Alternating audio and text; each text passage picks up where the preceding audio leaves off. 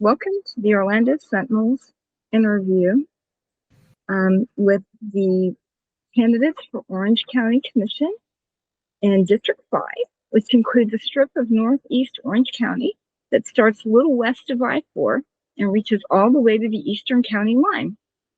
The candidates vying to replace Commissioner Emily Bonilla include former state legislator Joy Goff-Marcil, attorney Joel Antonio Montilla, UCF professor and tourism expert Kelly Semrad, and former Winter Park Mayor Steve Leary.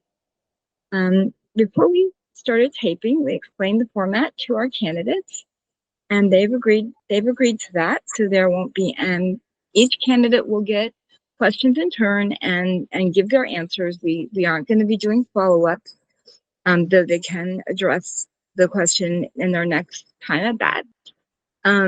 But we wanted to focus on the issues in this race, and we're really excited that they've all decided to join us.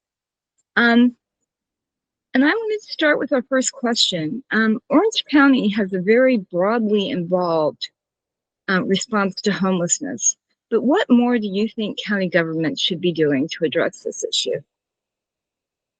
And let's start with Ms. Goff-Marcil. Hi, thank you for hosting this. I really appreciate giving us the opportunity to speak to voters. Yes, homelessness is a huge problem that seems to be getting worse as we grow. And what I would like to do is to expand the services that we already have. We already have some services. We had the housing for all that is not properly funded, unfortunately. And then we also have a lot of partners that we work with, such as the Catholic Charities, the Salvation Army, we have mental health services and drug-related services that will help the situation. But it is very important that we take this at a preventable way when we go to tackle this. Wraparound services are wonderful, and we have some of that we've been doing in the Paramore communities. And we just need to do more of that. You hear about all these people who are $400 away from being homeless, and that's unacceptable. We should be able to bring all our partners together and get the funding to tackle this problem. So it's something it's complex, but we just need to keep working on it and fighting for it. Thank you. Mr. Montilla, same question. I echo the sentiments of thank you for being here and seeing this forum through. And it's exciting to know that there's a lot of people who have the same goals, and that's to talk to our voters directly and work for a better tomorrow.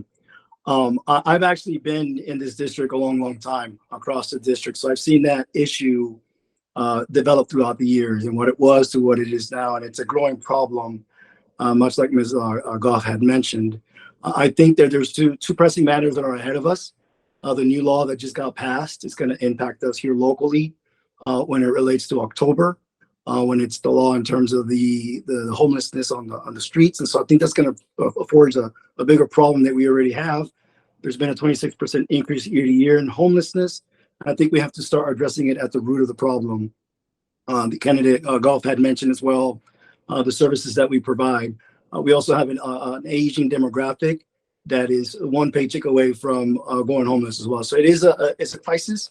And I believe much as candidate Goff had mentioned, that the need for partnerships, the need to work across the aisles and address these issues, whether it's a public-private entity, whether it's looking at inventory, seeing if we could reuse our current stock. I think it's a pressing matter. And I think with a public and private partnership and dialogue, we could continue to achieve. And that includes the stakeholders, such as our first responders who are on the front lines of addressing these issues. So I think more partnerships and more preventative addressees to figure out exactly the crux of the problem so we can start addressing it at its foundation. Thank you so much. Ms. Semrad. Thank you. Thank you so much for having us. So I look at homelessness as this. We've got a 75% increase since 2019.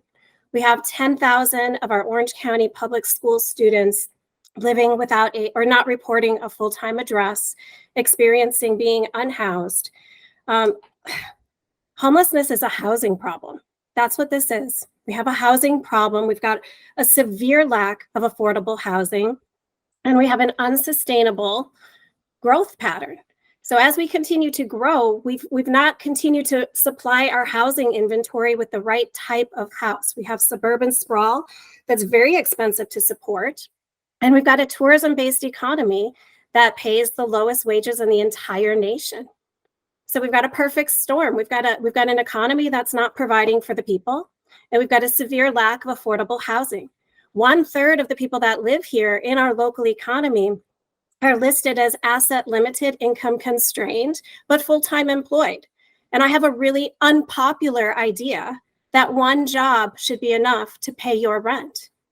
And so in Orange County, we see people working 2 jobs, 3 jobs to be able to afford something that is such a modest apartment that they're not even proud of where they live.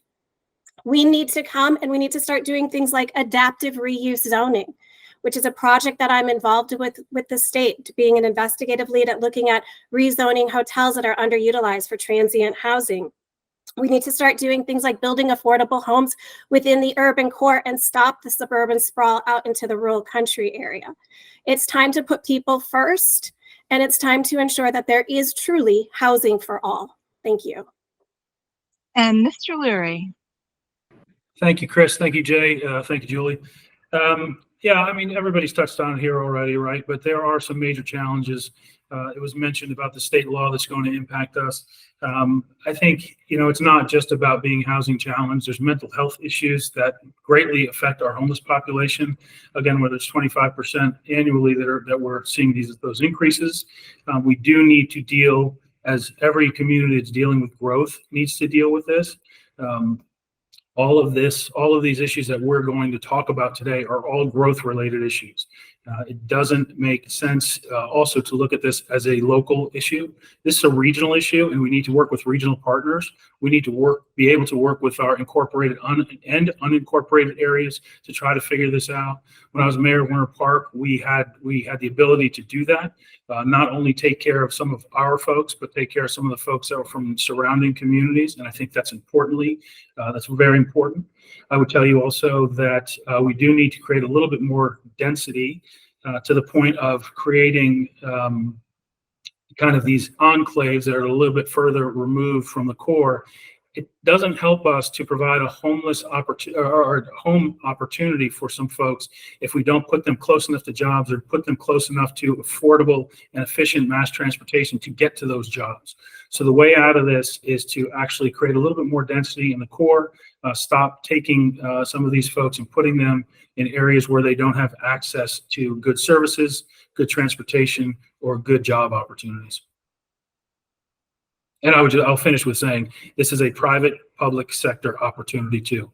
And I have worked with the private sector to increase services for my constituents in the past, and I'll continue to do that. So earlier this week, the commission voted to put a rural boundary amendment on the ballot. How do you plan to vote on this and why? And we'll go in reverse order. Mr. Leary, you want to start us off on that? Sure, happy to. I'll be voting in support of the rural boundary and the way it was presented in front of the commission. And I believe it's about time, if our folks have chosen to live a rural lifestyle, we should respect that and we should encourage that. And so I'm happy to support that ballot initiative. Okay, thank you for that. Ms. Semrad, how do you plan to vote on the rural boundary amendment? I am voting yes on the rural boundary amendment. I am the initiator of the rural boundary. I submitted it to the Charter Review Commission last summer, July 2023. I'm the vice chair of Save Orange County, and we have been fighting urban sprawl for more than a decade. I sued the county for urban sprawl back in 2017 and won in court for everything, all the detriment harm it brings our community, from fiscal irresponsibility to broken roads, crowded schools, increased crime, increased flooding, and environmental devastation. We won in court. Unfortunately, that didn't carry over into any type of action that we saw Orange County take. I have been very involved with Vision 2050, which actually established the boundary. And then moving forward, we know that Comprehensive land use plans can always be amended, and therefore the people are asking for there to be a hardcore line so that we can start growing in a sustainable, smart manner, and so we can invest our dollars and get the biggest return on our investment for the people that are within the urban core. Right now, we have a $22 billion deficit with a B, and it is time for Orange County to draw a line. In addition to this, though, it's not just about a rural boundary. The people also have to get a second amendment, which is the annexation, to ensure that if the city would like to annex any land within the rural boundary, that it is going to have to go through home rule transfer, where Orange County would still have to provide a supermajority vote. So this is just not a one-hit wonder of the rural boundary. We got the rural boundary on Tuesday night, and that's great, but we need to block the annexation problem of where we get annexed unincorporated land and the rules of the land don't transfer with it. So we're demanding that home rule be followed. Thank you. Thank you. Mr. Montilla, how do you answer that question? Yeah, I think the work that the county commission has done through the CRC and the work and the number of hours and the number of hearings, I'm with the will of the people. I think what's not being talked about.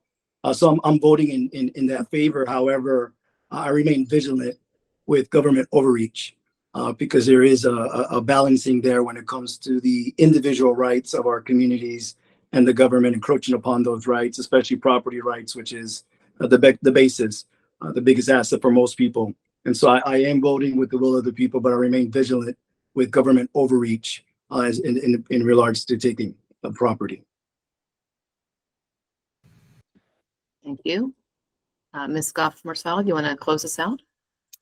Yes, I'm voting yes for the rural boundary. I fought for the environment for 4 years, issues like these in Florida House of Representatives and on the Maitland City Council for 6 years. So I'm very excited about this. I appreciate all the hard work that has gone into this.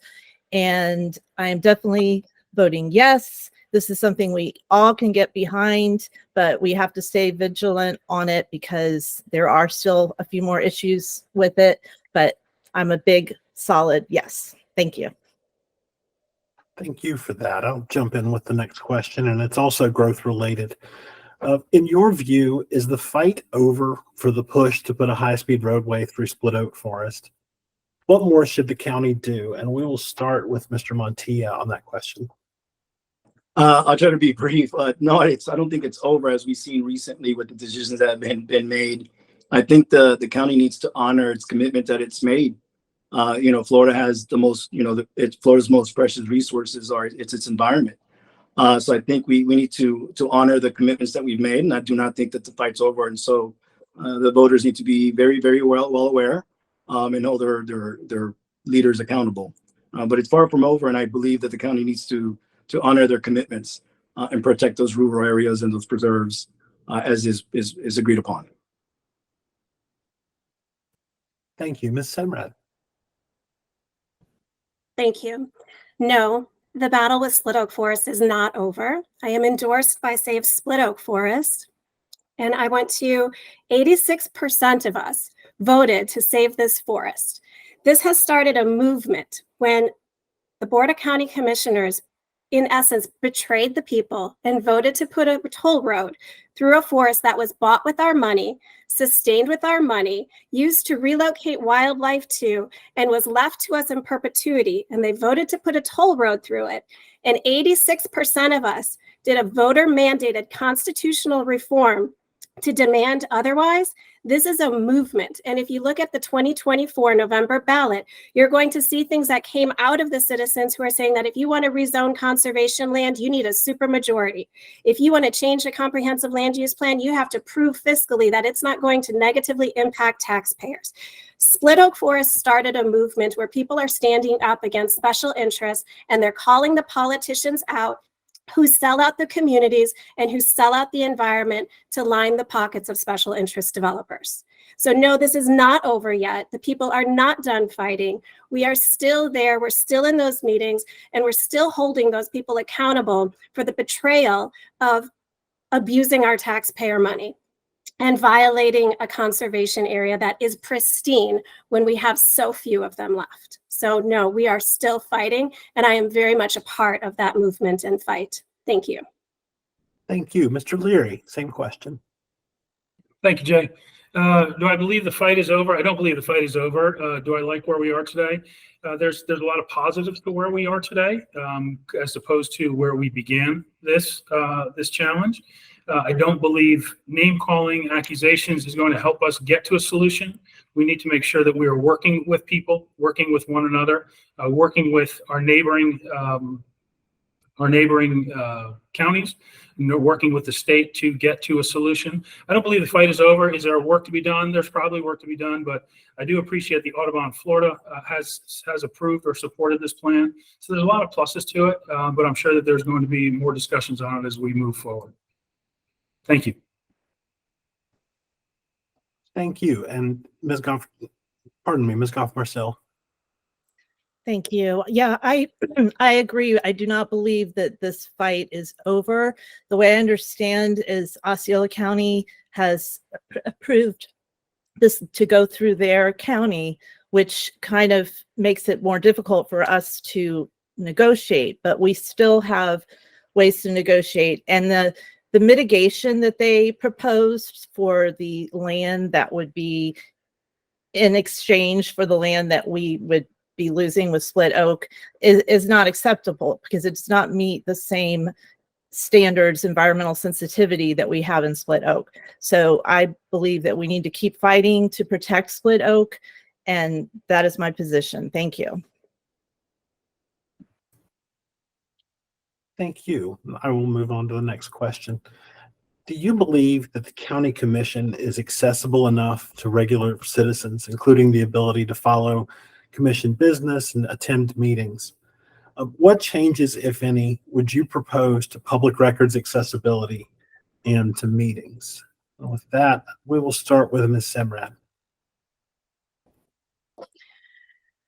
So we each have our own district commissioner, right? And I know that for my experience and my advocacy that I have done, which ranges from environmental advocacy to housing advocacy and economic advocacy. And so I know that I have always been able to meet each of the county commissioners across all 6 districts. I've not experienced issues with that. Where I do know from listening to people that there are issues in accessibility with the commissioners is learning and accessing the services that could be potentially available for people. Right now this year on the 2024 November ballot, we get to decide if we want to have 2 more commissioners. And I'll tell you from an accessibility standpoint, that's really exciting to think about. But also from a progressive movement of where we're trying to put people first in a town that has become a company town, trying to put people first, it becomes more difficult to earn that extra vote to get the people to win something at the BCC. So that's concerning. Right now we need 4 votes. We would have to increase the amount of votes that we would need in order to be able to win something. So, I think in terms of accessibility, if people reach out, I think that the county is there for them. I think that people don't know how to reach out, and we need to increase the educational outreach for the services that are available across the entire county, because there are so many people that are really struggling right now. So we need to do a better job in terms of our outreach, I think. Thank you. Thank you. Mr. Leary, same question. Well, I want to thank the county commissioners for the job they do. It's not an easy job. It takes time. As someone who's been in office for 10 years, I understand that and I can appreciate that. We can always do better. I do think that we need to, again, kind of calm down some of the rhetoric, talking about entire classes of people, whether they're in a business sector, and talk about not meeting with them or insulting them for their profession does not lead to open discussions and the opportunity to move forward with projects and with opportunities for our community. So we, as mayor, every 6 months I held I held forums at the retirement communities in and around Winter Park because some of the folks that live there were not able to get down to the commission to hear what was going on. I'll continue to do that as a county commissioner. I will go out and meet with individuals and organizations that have a difficult time dialing in, calling in, listening in, or getting down to the commission. We'll also have a staff that will do that too. We'll have a consistent, regular schedule to make sure that our staff is getting out and being available to the public, not just taking calls into the office. So yes, we can do better. The folks up there right now are trying hard to do their best, but we can make it better, and we will. Thank you for that answer, Ms. Goff-Marcil. Thank you. Besides being accessible for meetings and phone calls, I believe that the best thing an elected official can do is have great staff. And when I was in the State House for 4 years, I had amazing, well-trained staff that was able to help me help my constituents. And that is one of my number one priority, is to help my constituents. And it is important for them to know what services are out there. I'm impressed with what Orange County has to offer and helping people get to where they need to go. Maybe Orange County itself might not be able to help, but they have all sorts of services that can direct people to the right place. So getting that message out there, whether it's by social media or sending it in a tax bill from the comptroller or our tax collector, those are all great ways, or through utilities. That's another way to get the information out there, to let people know what services are out there for them. And I'm just thinking of one recently that I saw that came in my registration for my car. It was talking about seniors and how they can access protection from fraud. So all of those are good ways to get the message out of all the accessibility to the Orange County commissioners. Thank you. Thank you. Mr. Montilla, same question. Yeah, thank you. There's a lot of great positions that are taken. I echo most of them. As the president of the Puerto Rican Bar Association of Florida, I see firsthand the lack of education and knowledge when it comes to the political process. And as not only as a lawyer, but also have my 215, which I offer Medicare products to those 65 and older. And so I see the challenges not only as a professional, but as a candidate knocking on doors, that accessibility does seem to be lacking. Guys like me, a first-time candidate, not really familiar with the processes, I represent the vast majority of the voters. One thing that I will bring to the table, and I think it's necessary in a post-COVID world, is there's an increase in what's the telehealth. And so making virtual and electronic accessibility to people in our communities who otherwise may not be able to attend meetings or to be part of the discussions, in addition to bringing these meetings to them, I think will provide great opportunities. So I think technology is going to play a big factor in making that accessibility as part of the process, and including more people like myself and my wife, so that we know we could participate. But in talking to the voters at the door, there seems to be a disconnect, especially when there's a differences of perhaps class, or perhaps of problem solving or idea. And so I think that as commissioner, it's going to be an open door policy for me, and not only bringing it to them, but making it accessible through technology for those folks that cannot be part of the process because it's expensive or time consuming. Thank you for that. I'll take the next question. So the county has previously introduced consumer legislation, including a ban on the sales of puppies and kittens. Are there other consumer measures you'd like the commission to consider? And we'll start with Mr. Leary.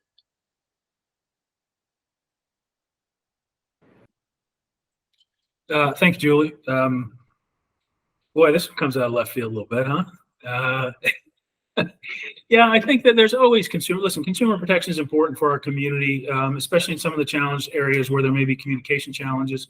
So we do have to be on the lookout to make sure that our professional services, our residents, and all of our stakeholders across the community are protected.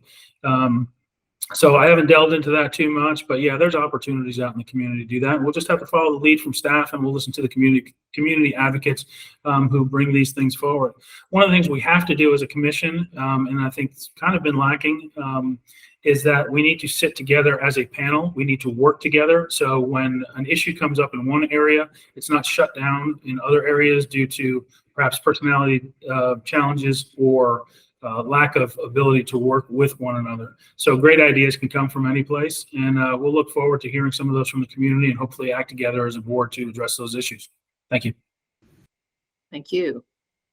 Mr. Montilla. Yeah, we have what's known as the silver tsunami that's coming, in terms of retirement, the baby boomers, and many have mentioned here about the rising prices in rent or mortgages. And so I think that I would like to see more protection, more increased attention to our aging demographics, those 65 and older, or with disabilities. So I believe in consumer, the county's done a good job, especially with the division of the consumer that's developed. But a specific area that I'm focused on, given my profession and my personal experience, is that of the aging community, the demographics of the aging community. Thank you for that. Ms. Goff-Marcil. Thank you. When I was in the legislature tried to preempt Orange County's ban on puppies and kittens, selling puppies and kittens. So this is a big issue for me. It's in addition to when we have storms, keeping people from making prices high where we can't afford water and ice. Of course, that's been in place, and it's important for our residents to know where they can get help and where they can report that happening. So that's a big issue. And as I kind of mentioned in my last question, the senior scams is a big issue. My own mother was a victim of one of those senior scams, and we didn't have anywhere to call for that. But that's because it is a complicated issue. It's not something that maybe Orange County can do, but they should be able to direct people who are a victim of that to the right place. And it would probably be it could be at the federal level even. So just getting more educated on this whole issue of consumer protection and knowing where to go to get the protections and more resources for our residents would be very important. Thank you. Thank you. Ms. Semrad. Thank you. I'm sorry, Julie, can I ask for some clarification? Is the question in regard to further policy pertaining to our pets, or is it in general across the whole county? No, that was more of an example of a consumer protection that the county undertook. The question is, are there other kinds of consumer protections that the county should pursue? Yes. All right. So thank you for that. So I was involved actually in the pet ban for the puppy sales and cats and rabbits in the pet stores. We were boots on the ground for that, and that was something where I think that Orange County residents stood up and kind of said enough is enough on this. I think that one of the other areas that we have to look at in terms of being a tourism economy is our Airbnb market or our vacation rental homes, where we have some of them that are within our regular neighborhoods, and that they're not always listed, although they should be. So I think that we need to start looking at policies, increased policies, to help make sure that when we have vacation rentals within residential areas, that we are caring for our residents first and foremost, and that we're not supporting a business model that is not legally registered as it should be. So I would be looking at for things like that. Also, talking about parking mandates and looking at if we're really serious about moving away from a car-lando or a car-dependent culture, then what we should begin seeing is we should begin seeing less parking and more mass transit connections, more mass transit options, multimodal, where people can get around on different forms of transportation, bicycles, and pedestrian, having complete streets so that we can keep people safe. Right now, we have some of the most deadly roads in the entire nation. And it's time for us to put our money where we can keep people safe. That's not only about just consumer protection and making sure that everything that we have on our market within our tourism economy pays its taxes, pays its due share, but that we're also then looking at, if we're going to talk about policy and doing those parking mandates and making sure that from a commercial perspective, our businesses have the ability to say, hey, we don't need to have exactly that amount of parking spots that you're recommending. We can actually make do with less. Thank you. Actually, you kind of played right into my next question. I know that the county went through a couple of rounds of a proposed sales tax to fund transportation priorities, including safety improvements, road improvements, and better mass transit. How does the county pay for the transportation infrastructure that it needs? And do you support giving the sales tax another swing? And let's start with Ms. Semrad. Thank you, Chris. So first and foremost, I do not support road widening projects. And so the first go around with that sales tax, we had some issues in terms of the amount of money that was going to actually be allocated towards mass transit. If we want to have a functional mass transit system, we have to start building in a sustainable, smart manner within our urban core where we can get a mass transit system that will actually work for us. So I will be the first one in line to raise my hand for a sales tax when I see that that money is actually going to mass transit, not to roadway widening projects that we build it and it breaks. Additionally, I want to say that if we want to talk about raising people's tax money, then we must exhaust all other revenue sources. As a tourism expert and a UCF professor of it, I am frustrated to no end that we do not take that tourist development tax revenue or tourism impact fee and that we get creative in terms of how we can use it. We get 75 million tourists a year. They sit on our roads, they drink our water, they're infused within the fabric of our community, and we should be getting something, the residents should be getting something in return, and they simply do not right now. Development should pay for itself for our roads. It should not be on the back of the taxpayers where we're picking up deficits or subsidizing bad development.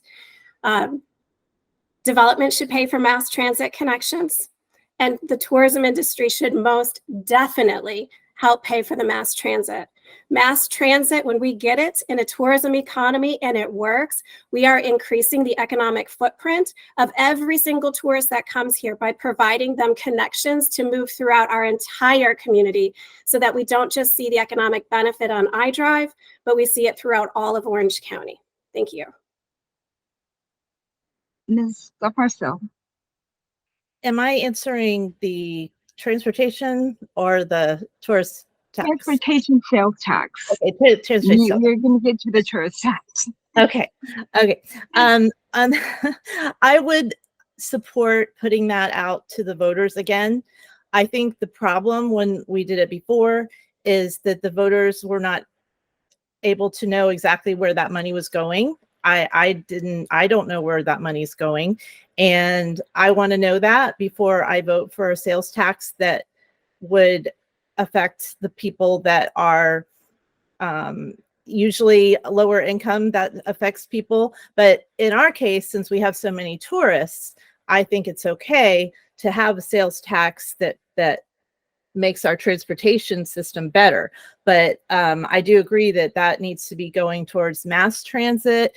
I'm very concerned in my town of Maitland and our neighboring cities that have Sunrail. They're all really worried about how they're going to keep that up because there are a lot of people that depend on Sunrail. We need more people on Sunrail, but we need to keep it going so we can get people educated that they can ride the Sunrail and get it to where it goes more places or have connections. There's so much we can do with all that money that we could get from the sales tax, but we need to have a plan. We need to make sure that everybody understands the plan before we can get a successful vote of yes for that tax. Thank you. Thank you. Mr. Leary. Thank you, Chris. First and foremost, we need to make sure that we are spending our money wisely. As a small business owner and someone who employs and utilizes other services, I need to make sure that my money is spent wisely. And I think that taxpayers also deserve that, and taxpayers expect that. And so simply asking for a new tax without really looking internally at ourselves to make sure that all funds are being used efficiently is going to be a challenge. That said, I do believe we need a dedicated funding source if we are ever going to have the opportunity to have a fully functional mass transportation system. I mentioned before the opportunity to do more density in kind of the urban core. It doesn't help to have affordable housing out in one of the more rural areas if there's no jobs out there and there's no commercial jobs. There's no transportation to get them back and forth efficiently. So I would be supportive of it. I have a little bit of a unique perspective because when this first came up, 4 or 5 years ago, I met with Mayor Demings at the time, and I said to him, from a municipal standpoint, we need to explain this better to the voters in the municipal areas who don't fully grasp the opportunity here. And so we need to go out and talk to the leaders on the incorporated municipal areas and explain to them so that they can explain it to our shared constituents about the benefits of it. And that's something that I'm committed to doing in order to make this work. At the same time, we need to look and make sure something that hasn't been brought up at all really is public safety. I'm really tired of driving some of these rural roads and seeing flowers and seeing crosses and seeing candles alongside the rural highways, mostly rural highways, where people have been put in jeopardy due to our failure to really take care of some of the systems out there. So I'm in favor of it. If we do it properly, we give some of the municipalities a little bit more flexibility as to what they can do internally with their with dollars allocated to them. Thank you. Thank you so much, Mr. Montilla. Yeah, I think there's been great talking points. If proposed as it was last time, the voters overwhelmingly rejected it.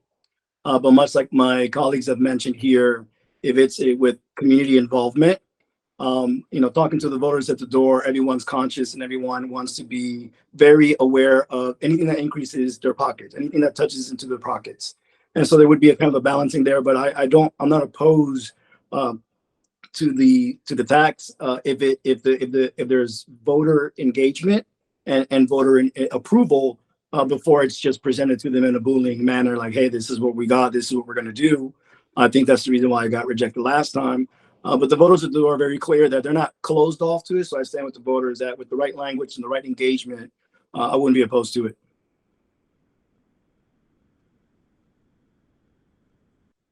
Thank you. We have touched on the sales tax, and now I wanted to go more deeply into the tourist development tax. I know it's been touched on in our last question, but the county's efforts to leverage hotel taxes for local priorities has mostly fizzled, and there was a separate plan to introduce the new impact tax to fund affordable housing.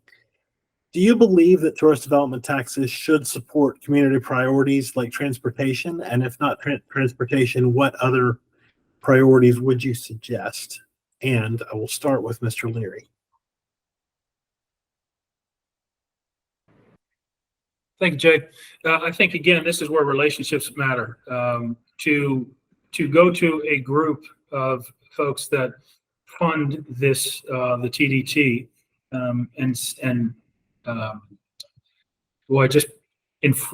say to them, this is how we're going to be spending the money, which is a change from what they agreed to when this was originally proposed and agreed upon.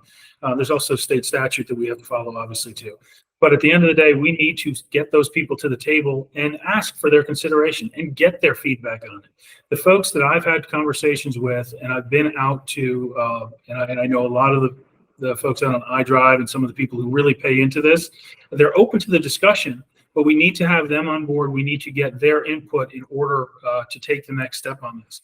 Just mandating it from the government and saying this is what we're going to use the money from is is not acceptable. I don't think that if you agree to something in your personal life or your professional life, and then government comes and changes that and expects you to just accommodate their desire, I think you'd be pretty agitated. So I do think there's opportunity, but we need to get the right people at the right tables and have those discussions. And again, you don't do that by criticizing and really making them feel ostracized to the conversation. Thank you. Thank you. Ms. Goff-Marcil, you're next. Same question. Thank you. It's been my position all along that we should always look at something like this. It doesn't mean we're going to change it and divert money away from it, but we should look and see and have the people who are utilizing this tax show us what benefit we're getting from it. This is the way it works with the arts community. They'll show that for every dollar spent brings back $8, $15, $20. If that's what the tourist development tax is doing, then I would say don't touch it. That's been my position. But anytime I say that, then I don't get endorsed by whatever group I'm talking to, because they want someone to say, I'm not going to touch that at all under no circumstance. That's been my experience. But so I still believe that we should look at it. And from what I understood, there may not be enough to do anything extra with it anyway, but we can still look at it. And it's accountability that we need to be able to see where that money's going. Why is it just seems like it's a secret about where it's going and how much is left over. And we need to see that. And if there is a lot left over where we can use it for something that, especially that the tourists are doing, because they are using a lot of our water and they are coming in and they're using our infrastructure and our tourism type businesses. So we need to look at that for sure. Thank you.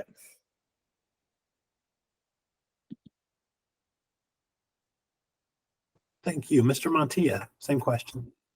Jay, if I may just recall the question, I think you said that whether or not they should support. I was asking about tourist development tax and whether it should be used to support community priorities, whether it's transportation or other ideas you may have. Yes. Do you have any specific ideas? So I believe where Commissioner Uribe has started the conversation, what she proposed with the 2%, it's not a bad start, just to consider it. I think what the voters need to understand that it's a creature of statute. You know, the legislative intent is very deep ingrained into the 10-page statute. So to change something like that, it would take a process, it would take resources, going to Tallahassee, et cetera. But I think that it should be used to support the same impacts of transportation and housing that it affects. So I think for both transportation and housing, it should be used to support and to be considered. Like my candidate Goff had mentioned, whether or not it gets there because of the statute and the process that it gets to get there, perhaps not, but there is it is part of our community, and it should be used to support transportation and perhaps the housing issues as well.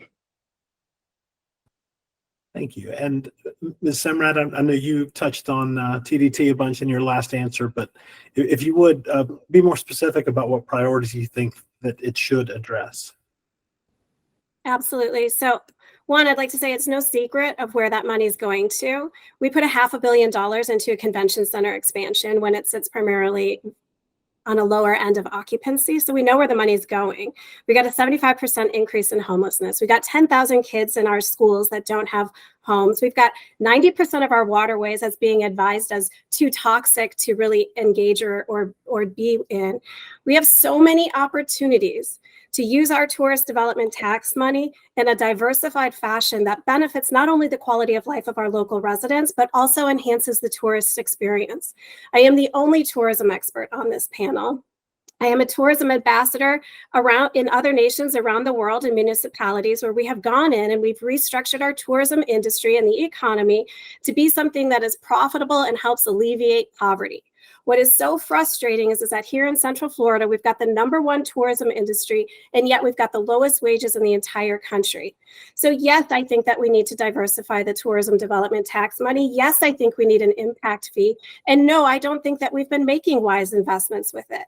Our TDT fund should first and foremost be used to put into a mass transit system. You're going to have tourists that are on it, and the tourism are going to have higher tourism spending receipts, making a larger economic impact by having it. So yes, they should be diversifying our funds for that. But beyond that, we also need to be looking at impact fees where we can start building workforce housing. And I just want to say that for the first time ever, if elected, I am endorsed by the majority of the legislative delegation of Orange County, including Ana Escamani, Carlos Guillermo Smith, Vic Torres, as well as Congressman Maxwell Frost. All of us are aligned in a vision that these funds should be diversified. And finally, from the grassroots level up, we have an expert who can push the movement and help get us there. Thank you. Thank you all very much for joining us. We really appreciate it. In a minute, we're going to ask you to make closing statements, and I have plugged everybody into a randomizer, so we that picked our order.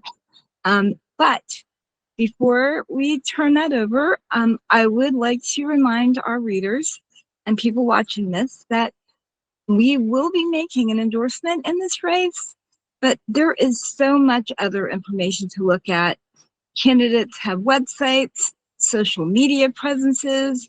There are going to be, and have been already, many forums to watch. A lot of those are available online.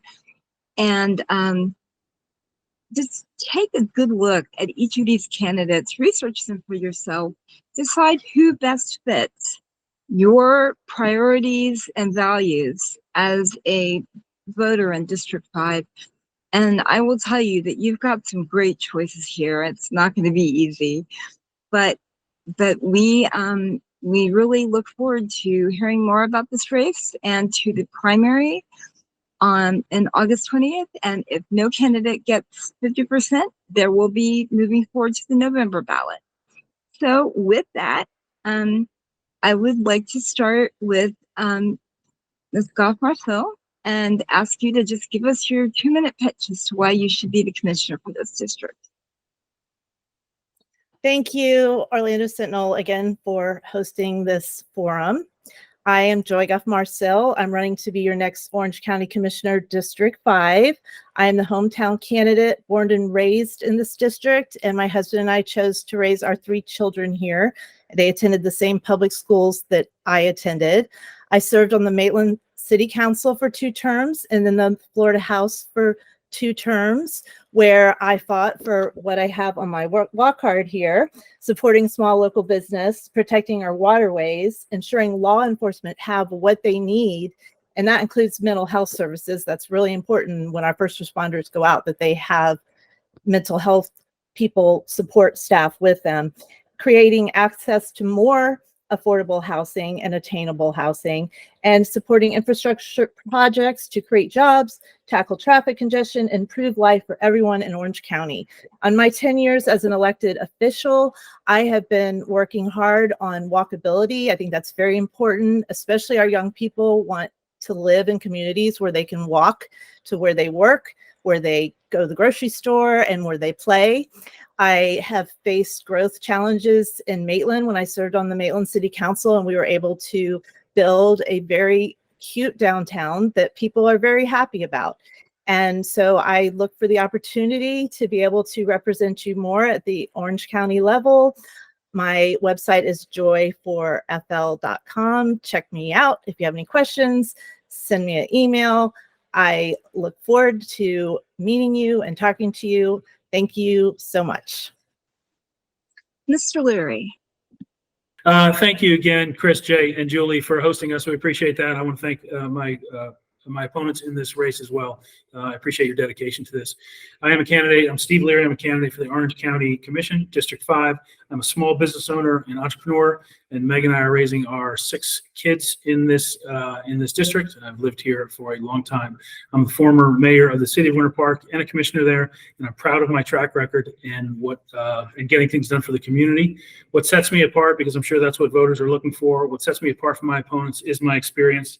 I led multiple initiatives that protected our environment, that added environmental land to our community, that improved our infrastructure, added all types of housing options to our community, and more.